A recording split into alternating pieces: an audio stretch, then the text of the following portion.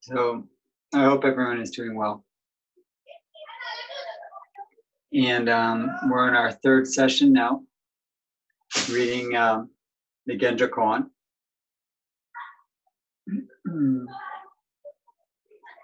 And it's something that we're approaching with, as I recommended, sort of beginner's mind.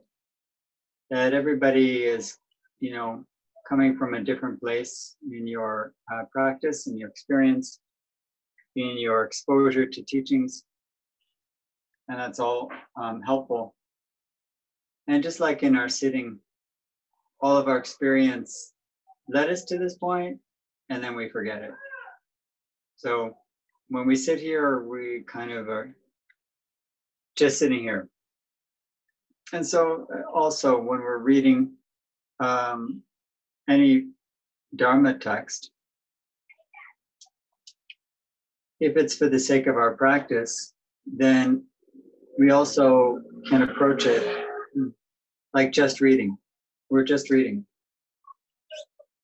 I'm not even reading, and this is a different approach. And it's the same approach we have to Dharma talks. I'm not listening to it and I'm not reading it to get something out of it. I know that's very odd to say because we all, come to this sort of thing and we listen to talks hoping to gain some insight into ourselves and our practice and our lives. And on the relative level, that's true. And that's, the right approach. We do it because we want to learn and grow and improve. And at the same time, we need to abandon all of that and just take it as, as it is. So that's something that, that type of form and emptiness we can hold with something like reading as well and a study. That on the one hand, I do want to understand it or understand something or relate in some way. And on the other hand, I'm just going to take it as it is and moment by moment, be with this and see what arises without wanting to hold on to it or to walk away feeling like, I got something. And especially in meditation, I always want to relate this, study and reading to our sitting practice, because I think they overlap closely as any practice does. If we hope we'll have a good sitting, then we probably won't.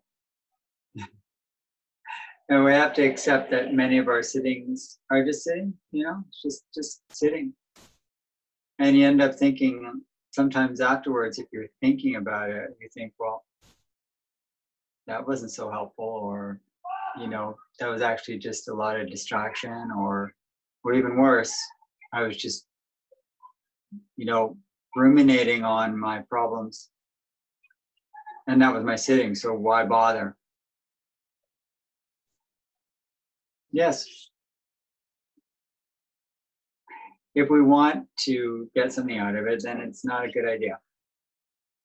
But if we can approach it as it is and accept it as it is, sometimes easy, sometimes difficult. Sometimes it seems insightful, sometimes it seems just,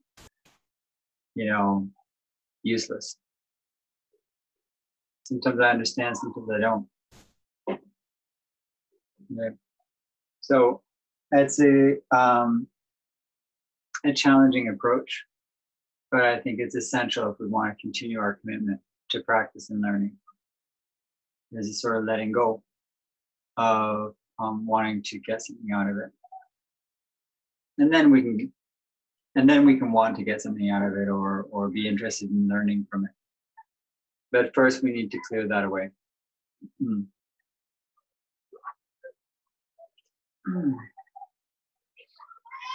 It's too bad we're not meeting on Belfour Street, because I hear there's a lot of action been happening there. But I'll talk about that tomorrow. So we're going to start now with right in with the text, with the Genjōkōan, actualizing the fundamental point. What is actualizing? What is fundamental? What is the point? What is the point? What is the fundamental point? We probably won't know when we finish this text, but maybe that's the point. Do we want to see the text, or should I read it? You have it all? Okay. Good. So I'm with the, I'm at the 4th paragraph. Okay. We're moving right along. And this is the most quoted paragraph, the most quoted lines of Dōgen, which is fortunate or unfortunate because it is quite penetrating. And on the other hand, you know, if you take this as this is like Dōgen, then it's misleading. Because Dōgen wrote his Shobogenzos, 4 big volumes of text. And people who know a bit of Dōgen know this paragraph. So there's a lot of Dōgen to appreciate. And it doesn't mean more is better. But whether this is, you know, the one everyone should know is a different question. It just ended up that way. So here we are. To study the Buddha way is to study the self. To study the self is to forget the self. To forget the self is to be actualized by myriad things. When actualized by myriad things, your body and mind, as well as the bodies and minds of others, drop away. No trace of realization remains. And this no trace continues endlessly. So, one of the reasons people read Genjōkōan a lot is because, though it seems very profound, it's something that we feel kind of we understand, that in a sense it's a bit accessible, as far as Dōgen goes, accessible. So, I mean, when we talk about accessible with Dōgen, I mean, we're talking about a different type of accessible. So, his other works that we look at sometimes, even the instructions to the cook maybe not, but the Bendoa, which is the instructions about Zazen, and the poetic works, and the Mountains and River Sutra, and a lot of the different works are quite dense and poetic and mysterious and odd. And that's part of their attraction, is that you feel like you're entering into a world of, you know, Dōgen poetry. And you understand that you don't need to understand it because of the poetry. But here there's something, you know, straight to the point. And that makes us feel like, yeah, okay. So actualizing the point, we kind of can feel like, oh, I'm getting a little bit of the point here.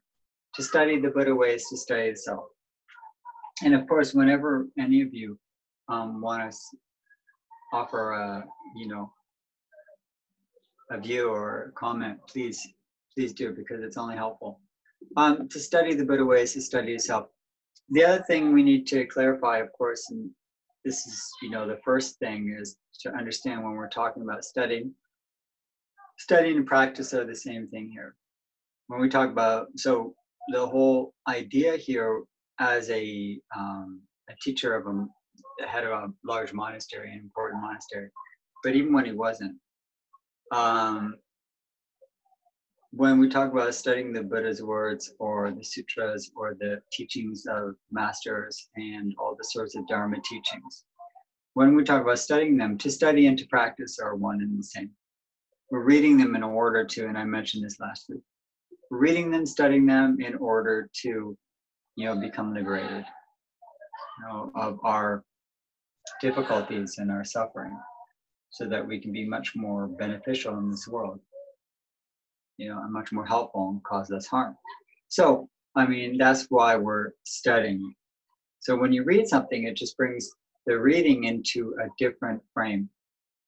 The frame is, I'm reading this not for my intellectual stimulation or entertainment, although it may be entertaining and it may be intellectually stimulating. I'm reading it and I'm studying it, if it's studied, in order to develop my practice of the Buddha Dharma in life. So that's why, study here and practice are one and the same. Perhaps it's reading practice, it's study practice, it's learning practice, it's cooking practice, it's sweeping practice. It's just everything in Zazen.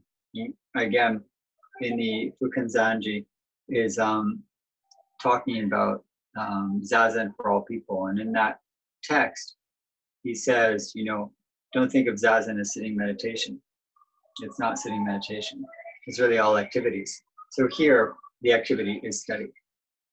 And that's what it's Zazen as study. It's study as Zazen. And so the same mind you bring in meditation, you bring into any type of study of the Buddha way. And here we're studying the Buddha way. And what is the text?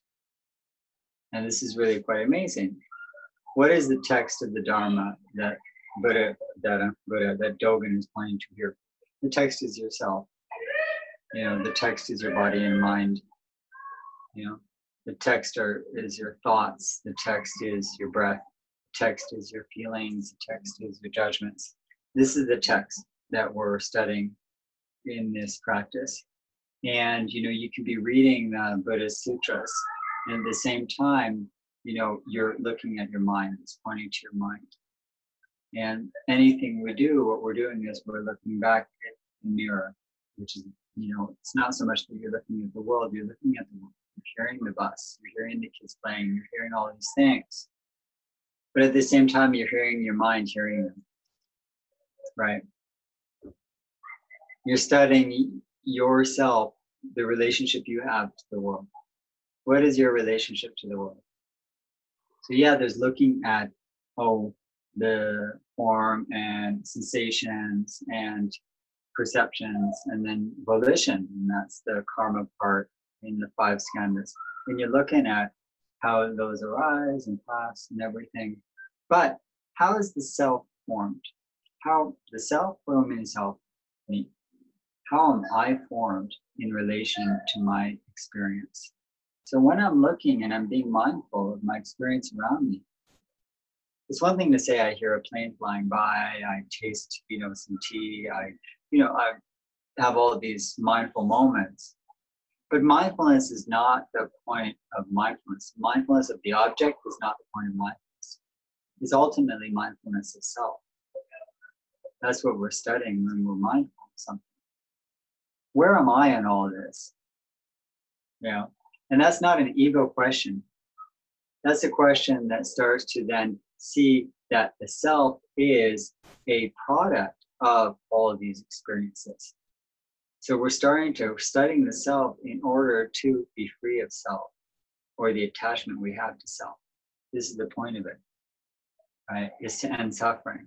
And the source of all suffering is ignorance. Ignorance of what? Of the nature of self. Not the nature of walls and bells and things like that. Nature reality, what type of reality? If you can understand how the self is made, then you understand how the world is made. That all things are interdependent and empty of fixed essence. Those are nice words, but the reason Dōgen says you're doing this in order to look at how you create your sense of self in relation to all your experience. And those are the 5 skandhas, the 5 aggregates. And that's how the Buddha taught how self is created. So basically, Dōgen is just kind of pointing that out and saying, look at, if you want to understand the Dharma is pointing at and trying to expose the problematic way we relate to ourselves. And it's based on a false idea, an illusion, delusion. Okay, and that's the ignorance that starts the what's called the 12 kind of chains of interdependence, of co-origination. So, there's ignorance, and that's the beginning of all that, leads to birth and death and all that. Of what? Birth and death of what? Of the self. It's all about the self. Because that's where the problem comes. The problem doesn't come because I have like a body. The problems don't come because I have eyes and because I have taste and I have senses. No, the problem is that I have a strong sense of self that likes and dislikes things. It's not the body's fault that I have eyes and ears and tongue and mouth and and touch. It's not. But my relationship to those are problematic. And it's because I don't understand who and what I am. I don't see the impermanence of self. I don't see the suffering by holding and grasping on self. And I don't see the non-self of self. Those are three natures of reality. But the non-self of self just means that myself is a product of this constant flow of experience, which is the 5 skandhas, arising and passing, arising and passing. And I fix it. That creates a problem. Because when change happens, I resist. And then I, get angry or worried or things like that. Or attached to what was. So to study the Buddha way is to study the self. That statement could come from the Buddha, straight up. Then we see to study the self is to forget the self. Well, after just what I was saying, we can understand that more easily now. Because what do I mean by forget the self? It means I start to see through the illusion of a fixed self. If I'm looking carefully at how self arises and passes, at the nature of this construct in relationship, I see that, it comes down to these 5 skandhas, right? These 5 aggregates, these 5 ways that are arising selfhood all the time, that there's like physical forms and that, there are feelings that I have of like and dislike, of pain and pleasure, right? I have pain, pleasure, neutral, that's happening all the time, in relationship to the forms, right? And you just see your mind all the time is dividing into pain, pleasure, neutral. Like, dislike, don't care. Like, dislike, don't care. It's just all the time going on. That's feeling. And perceptions are, I start to, have thoughts and identify that feeling. Start to identify that feeling. Like there's a nice sound, it's pleasurable. And I recognize it as a symphony. There's a loud sound and it's unpleasurable, causing pain. I see it's a bus rumbling by, right? So there's pain and pleasure there.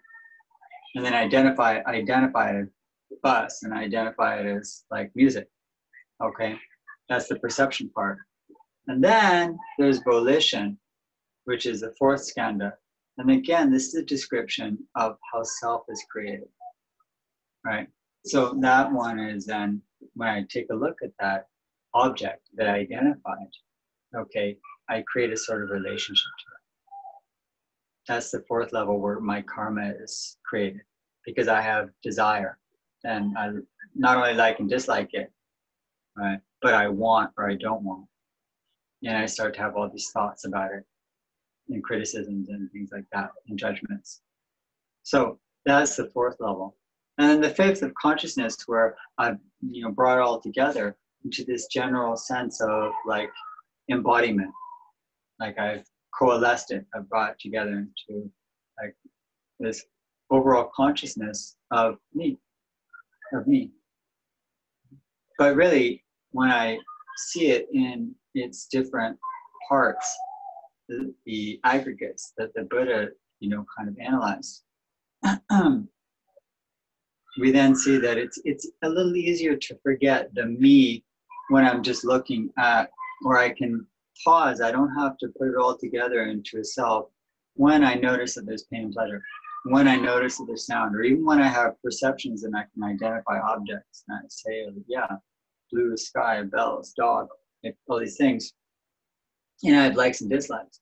I still don't need to make it into, and that's me. Okay, that's who I am. I'm somebody who likes dogs and I dislike buses. Okay, I don't need to go into that. And even if I have that, I don't need to say that this is real and true. This is real and true. I can acknowledge that that is something I have made up. I've made it up. So that's forgetting the self. It doesn't mean the self disappears. It just means I've kind of loosened my grip, my belief in the self. This is the point, is that not only do we invest in our sense of self, but we really believe in it too. We think it's true. We think it's true. This is the way I am. You know, I've been like this for so long. You know, that's me, right? And that may be like what we have deep karma and a lot of patterns that we've created over the years and decades and even lifetimes. But the added belief that this is the way it is, this is fixed, okay, that's something that we can start to forget a little. We can start to not believe in it. So when he says, you know, to study the better ways to study the self, to study the self is to forget the self. We start to see through this illusion of permanence, this illusion of permanence that I have bought into and I believe in. This is the sort of the most basic fundamental line of the Buddha Dharma. That you don't need to believe with all your heart and all your mind. You don't need to believe religiously in your own sense of self. You know? And if you can believe a little less in yourself, it doesn't mean not having confidence. Okay, we're not talking about like, you know, believe in yourself, like have confidence. No, it means the nature of yourself as something fixed, as something with essence and unchanging. That's the way I am. You know, that's a shame because even if it's a good thing, when a good thing lasts too long, it turns bad. So even if you have a good quality, you know, that good quality stays the same and the rest of you changes, that good quality will seem out of place. So we need to forget a bit all the religious belief we have in our sense of self. And then the beliefs we have in the world about other things can become a little lighter and more flexible. So that's to forget the self. Again, he's not saying you won't have a self, you won't have a sense of self. Okay, it just means you start to see how it's a constant process that I sometimes forget is happening over and over and over again, and that I'm contributing to it. I usually just take it for granted. And I think that's it. That's where I am, you know. But forgetting it means I can start to see through that illusion, right? The illusion's still there, but I know it's an illusion. And then my relationship to the self can be a little more friendly and, you know, less fearful, less grasping, right? Things go wrong. But when I'm so invested in myself and I need those things to make me feel secure, then when they go wrong, it's gonna devastate me. Okay, or just really upset me. Yeah. So it doesn't mean you won't be devastated and upset when things go wrong. Don't take it that way. You can be upset and devastated when big things go wrong. But at the same time, we can cultivate a wisdom that you are inherently free. That there's a freedom within that is not dependent on any external condition. And that's to forget the self. Because the belief we have in the self is a belief that the self needs certain outside things to be real. So let's continue a bit, and that's why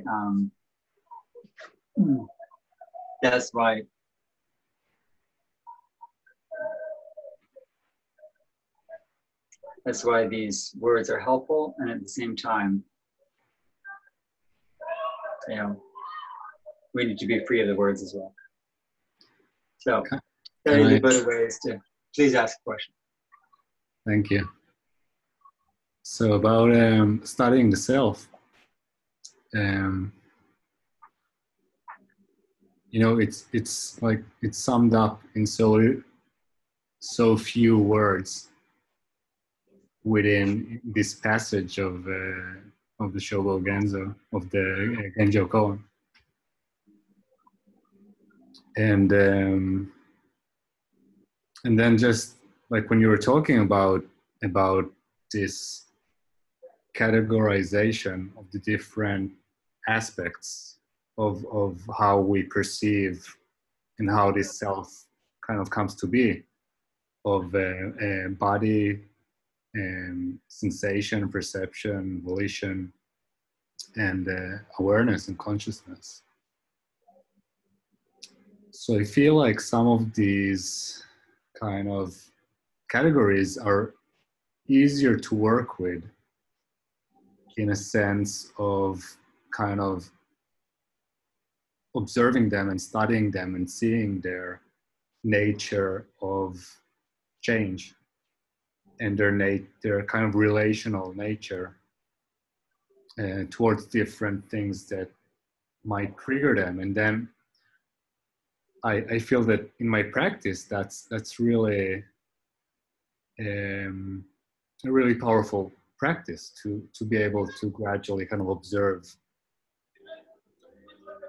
how these things kind of come into being and cease or change within my experience. But I keep on thinking about awareness and consciousness as a part of my creation of this me, this self. And I have a harder time of understanding how can one really observe kind of the transient nature of consciousness, of awareness. Like how do you direct your practice in a way that makes it more apparent, that kind of shines the spotlight on that aspect of on that aggregate? Mm. Mm. Yeah. So when we're looking at awareness, there's awareness, which is, your concentration, your mindfulness. And basically you're looking at the, nature of kind of how awake you are in this moment. Let me give you an example. Are you concentrated? Are you mindful? Are you distracted? What is your state of mind? So there's a understanding the state of mind you have. And that's not anything magical or mysterious, right? And it's not this fuzzy consciousness like an artificial intelligence in the computer. Is it there? Is it not there? Like, where is it? No, it's just noticing over and over again, that I'm actually aware. Okay, I'm aware of. Before I'm even aware of, say, the voices outside my window, there's awareness that can turn and hear them. So there's a consciousness that is, kind of the base of ear consciousness, eye consciousness, nose consciousness, those types of perceptions, right? And that base has a quality to it. So that sort of base place, okay, that sort of foundation place, which is your mind being conscious, has a quality. What is the quality of your mind when you wake up in the morning? What is the quality of your awareness when you're midday? What's the quality of awareness, 10 minutes before coffee and half an hour after coffee? Like, you can look at the nature without it being sort of this big thing. Just like, what's my state of mind now? And then you can notice that there are feelings, like, for instance, I'm really distracted, or I'm agitated, or there can be certain obstacles, hindrances. I'm really tired. I'm really restless. I'm very worried. I'm angry, and I'm having a lot of, evil thoughts direct towards the people. I mean, I can you can notice these things as your mind is sort of, what's the state of my mind right now. And that's kind of just noticing, it's taking stock of, the nature of my consciousness right now. And that's one thing that you can do. Now, there's also just waking up moment by moment. I don't mean waking up in the morning, but just these little awakenings of deep appreciation that I'm aware. Okay? There's awareness, but it's not even I. You see, the nature of consciousness is that there's non-selfish, non-self-awareness. Not self-awareness, non-self-awareness. Non-self-awareness means there's awareness without it being that I'm aware. There's just awareness. You hear the sounds, you see the sky, you taste the food. I mean, before it becomes an I, there's like this sort of miracle of mindfulness, miracle of awareness. And the ability to be aware is something you can appreciate and notice as a point of awareness, a point of wonder, Now that's the kind of the aspect of consciousness, is that before it becomes like a self and becomes very narrow, there's something much more open. So there's a couple of ways to work on a daily level with nature of consciousness. One is, what's the state of my mind? Without any judgment there. It's just noticing it. And the other is that sort of clear light, the light of awareness, which is, because it's a very small moment that you appreciate that, because as soon as you do it, very quickly turns to sort of, instead of non-self-awareness, it turns to self-awareness, right? Like, oh, I'm aware, No, but there's this sense of just being conscious, being aware, being sentient. And there's you can notice that for a moment before it becomes self-reflective and like, oh, I'm aware. There's awareness. And even when you say it, it already becomes like, I'm aware, But there's more and more you can notice just being aware without it being, I'm aware. That's something that is an interesting aspect, but it's actually a very true one. Because the I narrows it, that just, being aware is open. So those are two things that you can notice a bit more.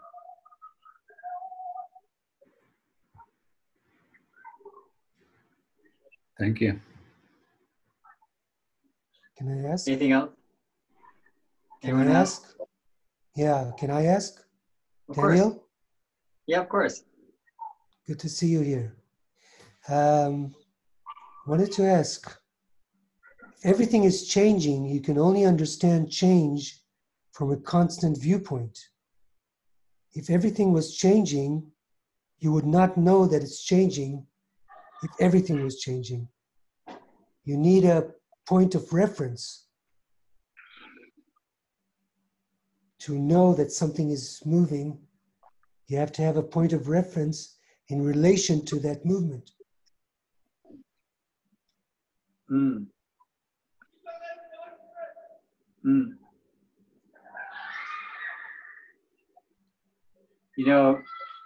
It's funny you should say that, because Dōgen is about to talk about that in the next paragraph. Really, he's actually going to. I was asking Dōgen. I wasn't asking you.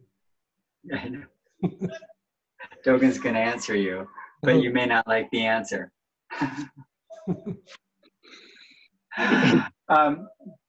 I think, my answer is not going to be as good as Dogen's, because we'll have to read it. And my consideration of that is that what remains, I wouldn't say unchanging, but the point that's able to be aware of change, right? The point that's not changing, you could say, if I want to say it that way, is something that I can't really name. Because if I do, I'm probably going to make it into something that then, Changes. as an object, has to change. Yes. Right? If everything is impermanent, then as soon as I name that awareness that is able to notice the impermanence, I've made it like everything else. Yes. So there's something nameless. We call it usually, the Buddha even, was at a loss for words to describe that awareness, to say, you call it the unconditioned, okay, or the original mind. And in Zen, they start to go to like, what was your face before your parents were born? Like these types of awareness that they use paradox in strange poetry to try to suggest something that we can't actually label. Because as soon as you put a label on it, then you're stuck in that paradox. Oh wait, everything's moving, but there has to be something to notice that moving. But if everything's moving, then that's also moving too. So how does it notice anything? So they resort to having to kind of trying to escape the labeling of the way words will then make it into something that's like everything else that needs to change.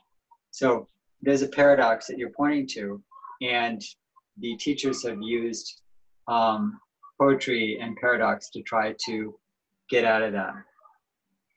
And whether you find that successful or not has to do with your own sort of how you connect to those words. But they're describing something that we actually can't describe. That's the paradox. But it has to be. There has to be some sort of reality, unchanging, to have some sort of substruct. How do you say substractum? Yeah. An unchanging substrum, whatever. That, or else it's meaningless, or else changing. Anicca is meaningless without it.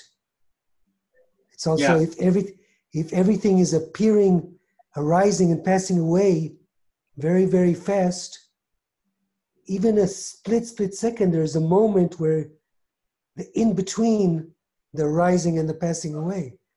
So there's this constant something that you cannot say, like I said, or else anicca is meaningless.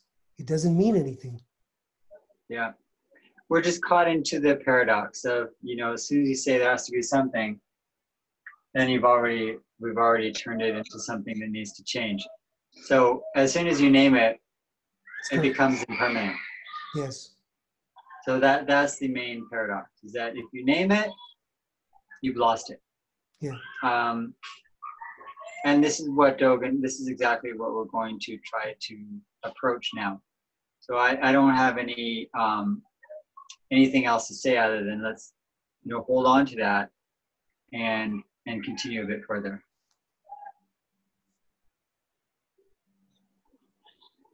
Okay. All right. Of course, we could I could stop and we could continue next week, but no, we'll continue a little bit more. Good. So to study the self is to forget the self. To forget the self is to be actualized by the myriad things. Okay, actualized by myriad things. And he's mentioned this before, okay, and that you have these myriad things and all that we saw in the previous paragraph, that the myriad things come forth and experience themselves as awakening. Okay, and we talked about that, right? And this is kind of repeating it and saying that when actualized by the myriad things, to forget the self is to be actualized by the myriad things. Okay, it just means that like you're not using the world to, become a more full, better person. You're here in order so that the world will be revealed through you.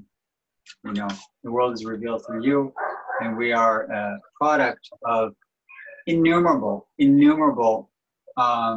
causes and conditions. And they myriad things, or the many things, are manifesting themselves through you. But if we see ourselves as the captain of the ship, then we're putting ourselves forward, and the myriad things are just for our sake. But if we see the world as something that, we are a cell of this great being, right? If we see ourselves as part of this organism, and we happen to be a cell, an important cell that has a role in this, but we're not the body, we're the cell, and so that we're part of this whole relationship. And it just changes our way of looking at who and what we are and what our role is. Like, we're a part of this body. The body's not a part of us. That is such a different way of looking. We shouldn't even have to say it's a different way. That should be the ordinary, normal way of looking at life. That we're a small part of this whole, not that the whole is part of us. But most of us go through life treating the world and the things of the world and the resources of this planet as something for our sake. That they're there to be used to make my life easier. I mean, what kind of relationship is that? Can you imagine a cell in the body saying, this body is a great house for me? I mean, that is, I guess, the definition of cancer, that the cancer uses the body to feed the cancer, whereas, that's an inverted relationship. A normal cell sees that it's there to help the whole body. And we need to be reminded that relationship, and how so often we invert it and reverse it, which is tragic, and leads to tragic results. So to forget the self is to be actualized by the myriad things. When actualized by myriad things, your body and mind, as well as the bodies and minds of others, drop away. Okay? So again, he's, explaining it more fully, but when we've already considered this, we see, yeah, of course, that my body and mind and the body and minds of others drop away, meaning this independent selfhood, that we see ourselves as a network of relationships, okay, a web of interrelationships, of interdependencies, of codependent origination, of a whole bunch of cells needing each other to survive, right? That's about your body and mind dropping away, is that your separate body and mind that sees itself as, this person going through life. No. Body and minds of everyone, that's the emptiness, meaning that everything is related and interdependent and completely creating each other. So that's the body and mind of self and body and mind of others dropping away. Because if you lose your sense of self, meaning your sense of independent self, then you're also going to see all others as empty of having independent self. And then when someone's really egotistical and very self-centered, you understand that that's just a tragic delusion. Okay, that's just a delusion. They simply are ignorant of the nature of reality, of being like a cell in this body, right? Now we fall back into our patterns of ignorance, and we start to see ourselves as really important, more important than others. And that's just, strong conditioning. That's not like a personality flaw. That's just, the patterns that we've accrued over life. So that's, when we start to investigate the self, when we start to see through it, the delusion, then we start, it's not just about ourselves anymore. It's about everyone. It's about everyone. We're all making the same mistakes. The Buddha was teaching for everybody.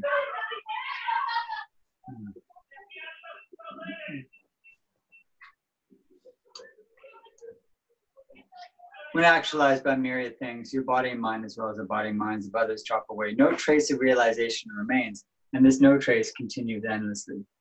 Okay? No trace of this realization remains. Because if it becomes like a realization that, oh wow, I really understood the truth, then all of a sudden it's less about the truth and more about me understanding it. So no trace of this realization. There's nothing to prove. You just now appreciate life as this web of relationships, and you want to care for it, because caring for the web means caring for yourself, that there's no separation there. As the Dalai Lama said, if you're going to be selfish, be altruistically selfish. Know that, like, by caring for others, you're caring for yourself. So this is this no trace of realization, and no trace continues.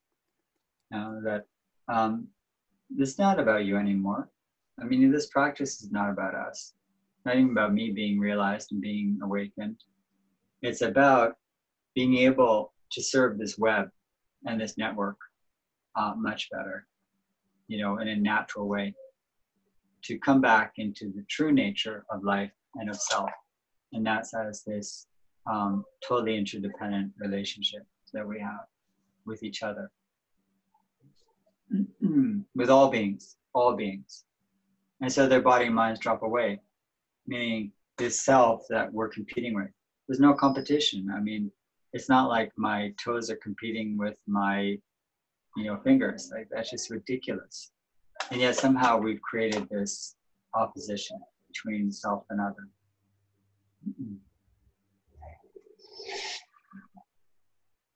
So there's nothing then we have to realize. There's no trace continues, because realization means it's something like, wow, this is like a new reality. It's no. There's nothing here to realize. We just need to live it in a better way. And that's where it comes back to how we, instead of realize it, how we then function in this world. Which I'm going to go to the next lines and paragraph, because I really want to address the question that was asked. When you first seek Dharma, you imagine you are far away from its environs. The Dharma is already correctly transmitted. You are immediately your original self. Okay? So again, that's this, really, he's just repeating, in a sense, if you can feel this. He's repeating that no trace of realization remains, and this no trace continues. There's no trace, there's no realization, because you've already been this. There's nothing to realize. You are your original self. So there's this deep faith that, this great faith in Zen. The pillar of faith here is that faith that, what you're trying to so-called realize is who you are and what you are already, and what you've always been, is this wonderful relationship with all others. This intimacy, this self and other non-dual reality. So that's the no trace, that's the non-realization, because you're coming back to who and what you always were. This is who I am. I don't know how I got into this whole idea and delusion that, there's a win-lose relationship here, a zero sum. But really, as Dōgen says, and as this whole belief in Buddha nature and this original nature means, and if we're going to start to perhaps discover and uncover what is in the middle, the still point, in the middle of all this turning world, what is the still point? Trying to answer that question. What sees the impermanence? What is aware of it? What is the still point? And here we're gonna, we're just kind of mentioning in a very oblique way, we're mentioning it. All right. When you first seek the Dharma, you imagine you're far away from it. You got so far ago, so much to realize. I'm so selfish. But Dharma is already correctly transmitted. You are immediately your original self. Okay? Again, this is not something, and this is again where I said in the beginning, it's not something we want to believe in, or to have a awakening and awareness and a good idea. Like, what is the good idea I need here? My self-improvement. You are immediately, it's already transmitted, you're immediately your original self. It's not whether I believe it or not. It's not whether I feel it or not.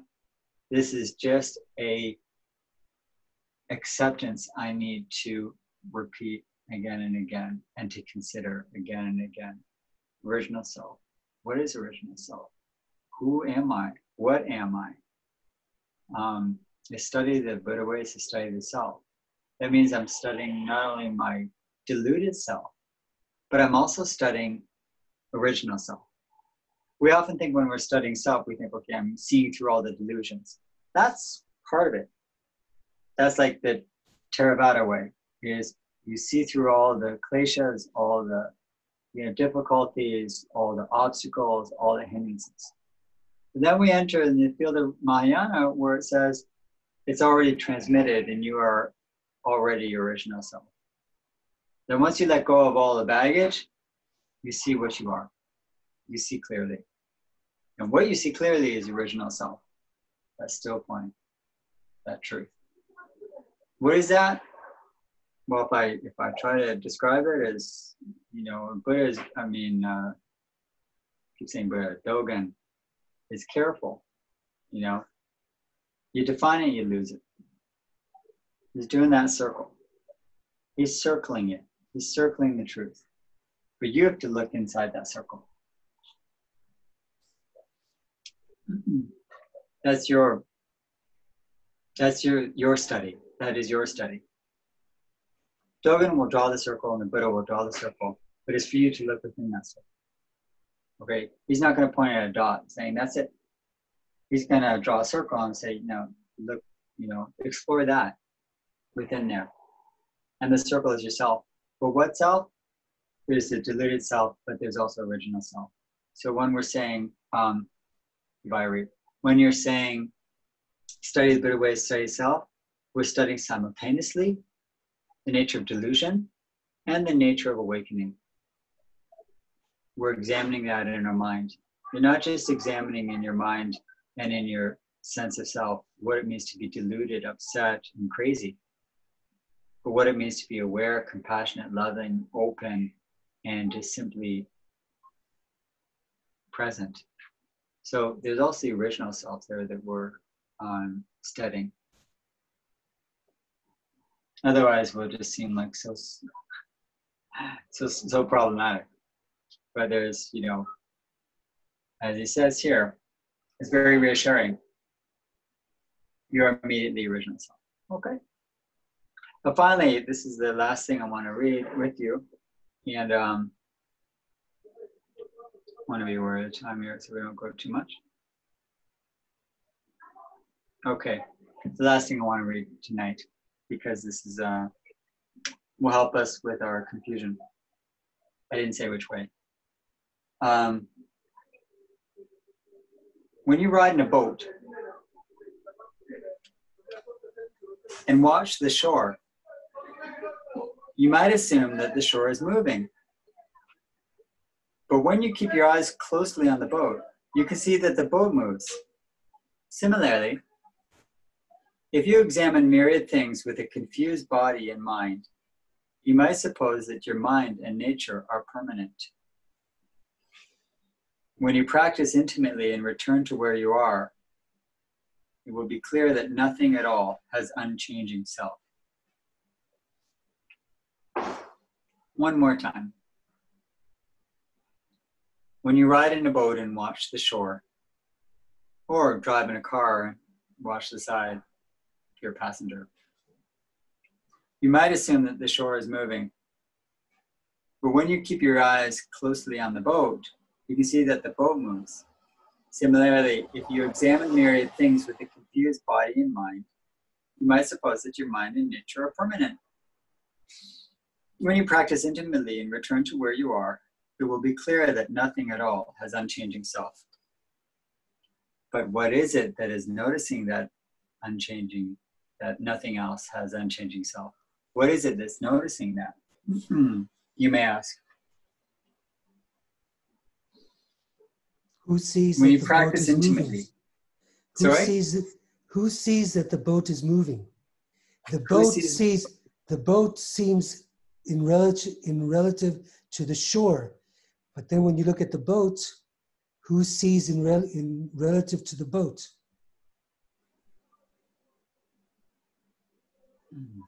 At some point, if you go back and back and back, you will have to get to the point of permanence or else all the impermanence has no meaning without that one baseline. Maybe. I mean, but this is where Dōgen says that if you practice intimately and start where you are, this word you said, if you practice intimately and return to where you are. So that's the question then, is what is it to practice intimately and to return to where you are? Now, this brings to mind, of course, the famous koan and the story with the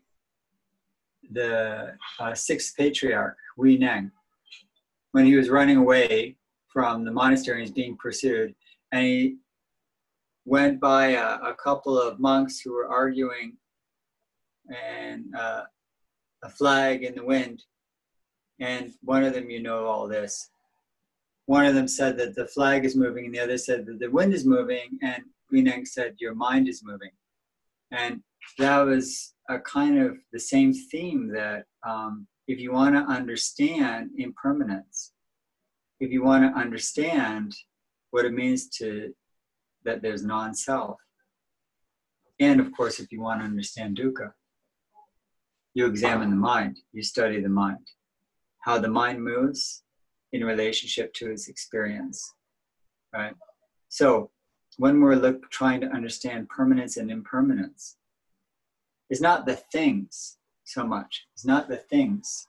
But when he says practicing intimately, again, what is this practicing intimately and where you are right now? That intimate means that you're studying to study the Buddha ways, to study the self. You're looking at your own mind. So what is it that's looking at the mind? Who's looking at the mind, you ask? There must be something permanent that's looking at the mind. Is there? Before we jump to conclusions and say either it has to be permanent in order to see that. Well, yeah, he did just say that, you already have original self. Your original self is, you are immediately your original self. Well, so what is that original self? Is it permanent? Is it fixed? Does it need to be for me to see impermanence? So yeah, I think this is the study that needs to be done. The study, the intimate study, the intimacy is the question of asking, what is self? What is original self? What is delusion? What is awakening? Who am I? Who's seeing this? Who's thinking this? Who's having these thoughts? Where are these thoughts coming from? This is the study of the self. We have to, and that's why he says it's intimate. It's intimate because you're not doing an intellectual exercise to try to say, okay, what's the first cause here? No. What's the world standing on? What pin? How many angels can dance on one pin? No, this is not what we want to argue. We want to look intimately at my own sense of self and try to explore and study as a practice. Who's thinking this? Where did this thought come from? What kind of awareness do I have right now? And what do I have when I go to sleep? And why did it change? And who noticed the change? And when I wake up, what's my state of mind? And who's noticing? What is noticing that state of mind? And what is that original self that's noticing that, if I can call it original self? And is it different in the morning, evening, or is it different after 20 minutes? What is the nature of that awareness? And can I say anything more than the nature of awareness is to be aware? So I think what we should be doing as a practice here is asking those questions more frequently as a form of reminding us of a practice that is studying yourself. It's not a psychological studying of, why my emotions are a certain way or my relationships. That's already kind of a more outer thing, which may be necessary. But here, it's very intimate, not with another person, it's intimate with yourself. So yeah, is the boat moving, is your mind moving, is the flag moving, is the wind moving? Those are all the master's ways of saying, you know, the arguments are interesting, but look at your own mind and try to search. And what do you find? What do you find? When you start thinking a lot about it, as thinking mind, doesn't mean those thoughts are invalid. It just means now you're thinking a lot. And those thoughts may be helpful. But that's not the intimacy that Dōgen is referring to. The intimacy here is awareness of original self and an awareness of deluded self, while knowing deeply the difference between the two.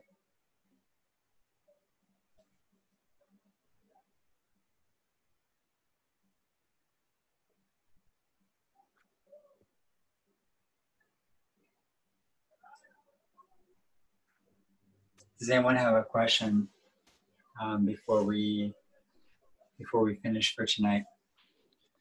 יש לי שאלה. Please. Yeah, I'm not sure if it's a question or maybe a thought. Yeah, I meant question or comment. Yes, אולי ציפייה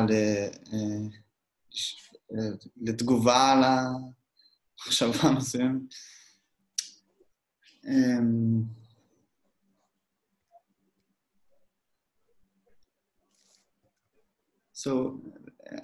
אז כשאני מסתכל על... יש את התכונות החיוביות האלה של נגיד מטה וקרונה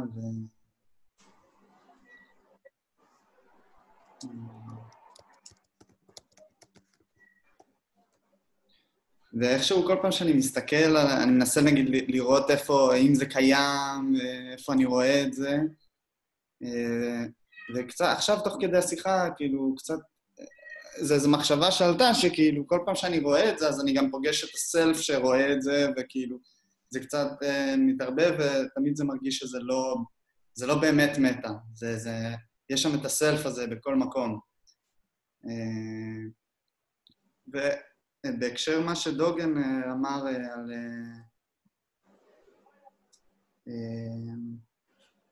no trace of realization, אז פתאום כאילו הייתה לי מחשבה שאני לעולם לא יוכל, כאילו לעולם לא יוכל לחוות או להרגיש איזה מטה תאורה, כי לפחות לא... כי ברגע שאני חווה את זה, אז זה איכשהו מתקשר לעצמי ולאיזשהו אינטרס או איזה רצון, או אפילו זה טוב. יש איזה בלבול אולי.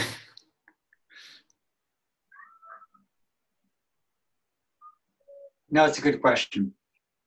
It's a good question because the question is really asking, is it, you know, is it really metta if I'm still sort of feel like it's coming from me, from my sense of self, and or does that taint it and make it kind of selfish?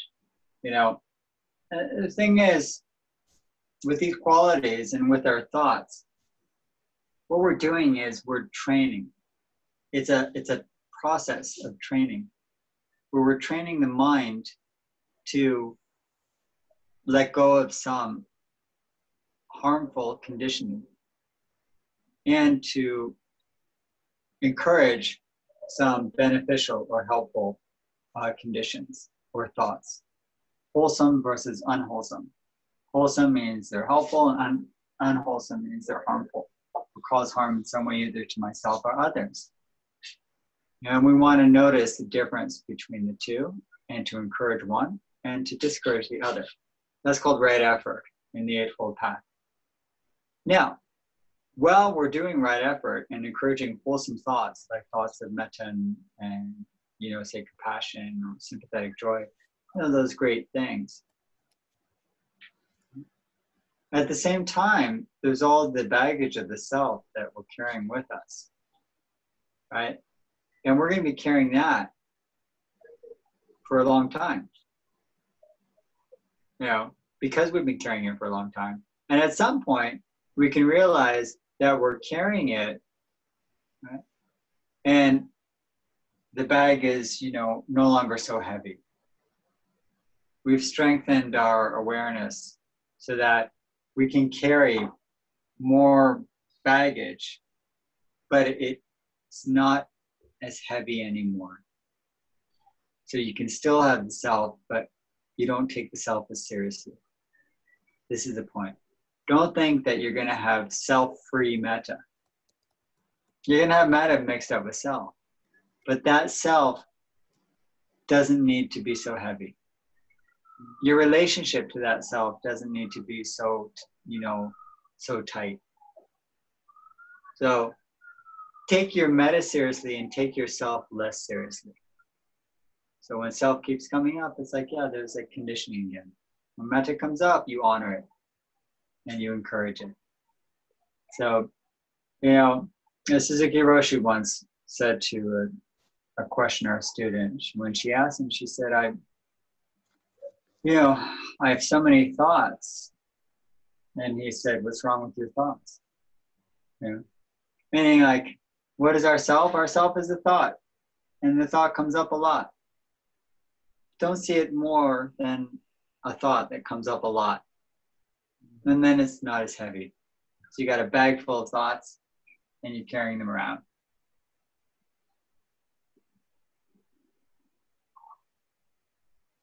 Thank you. Can I just, something small? I'm listening and I think there's a lot of activation of thoughts. So, why do we need that? The mind thinks, the thoughts, they're floating all the time. We don't create them. And if we just, observe and do what we have to do. So it seems that we're interfering too much with our mind, Yeah. Yeah, I agree. Yeah. I mean, sometimes the best way to, like when I'm talking about encouraging wholesome things and discouraging unwholesome ones, is just to not get involved with the unwholesome ones, just to know that they're there and to not like make a big deal about it.